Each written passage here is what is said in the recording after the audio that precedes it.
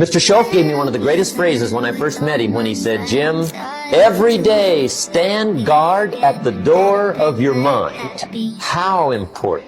Stand guard at the door of your mind. And you decide what goes into your mental factory. Don't let anybody just dump anything they want to in your mental factory, because you've got to live with the results. Okay, here's the last disease, but this one is deadly.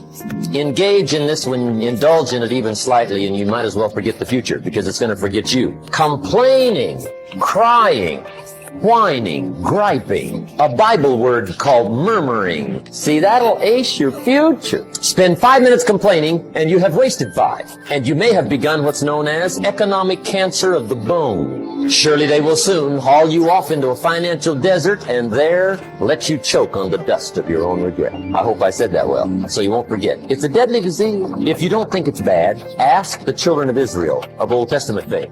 Typical of us all, their story just happened to get in the book. Story says, children of Israel were slaves. God performed a series of dazzling miracles and got them out. And now they're heading for the promised land. Heading for the promised land. Tragedy of the story, they never got there.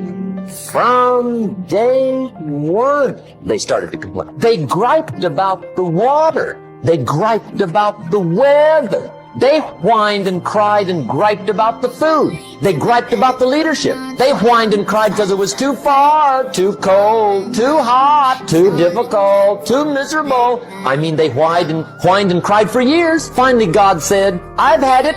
Cancel.